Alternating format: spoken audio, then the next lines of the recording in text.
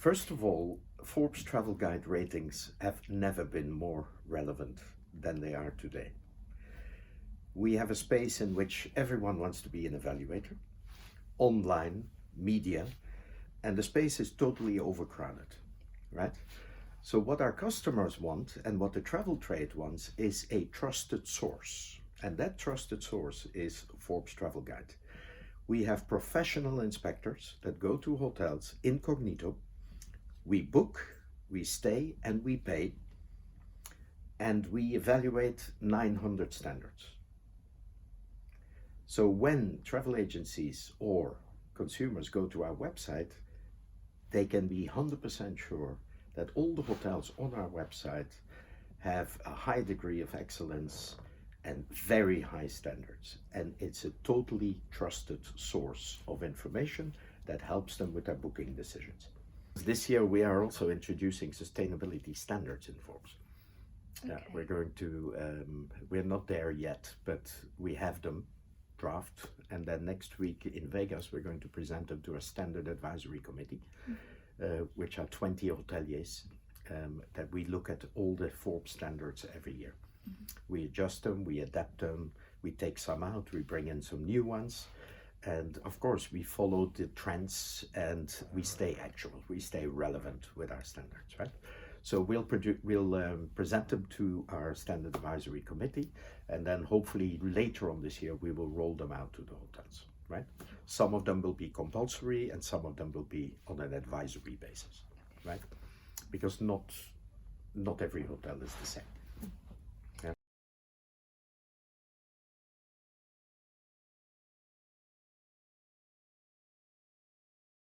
I don't see why, because we have one, which is Forbes Travel Guide, right? We travel the world. We rate hotels all around the world.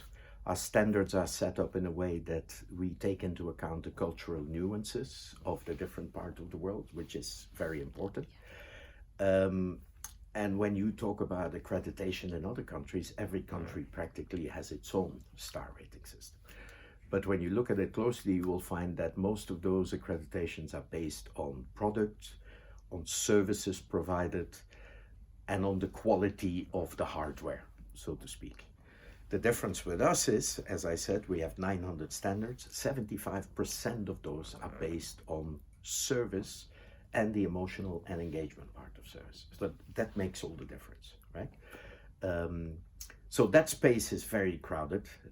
It will be very challenging to get everybody to agree on a fundamental standard. And I feel very strongly that the human connection and luxury are connected, and it is impossible to take them apart.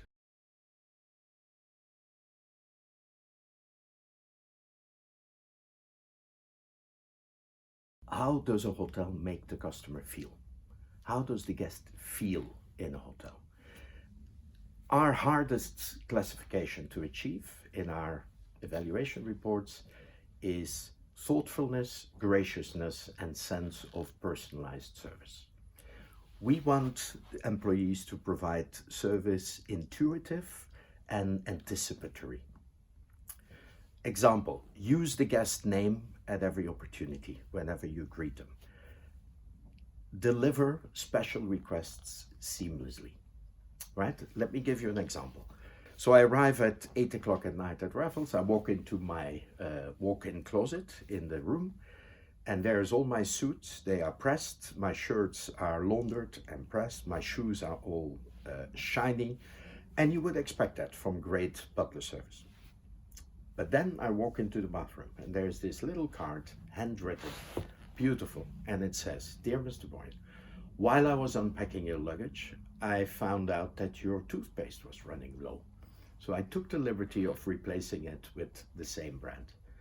That is service, right? And that is what I will always remember about that hotel. And it's not the champagne, and it's not the big fruit basket, and it's not the red wine and the charcuterie and the cheese.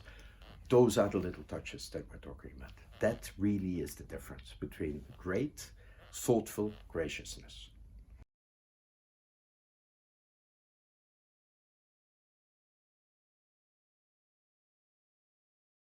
I think a lot of hotels, companies claim that they have a sense of place.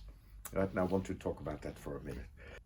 And sense of place can happen through design, it can happen through decoration, it can happen through the amenities that you use, if they're local, meaningful, etc. Wonderful.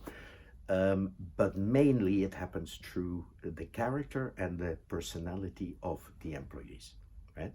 And in Forbes, we feel very strongly about that personnel. People need to represent the destination as well.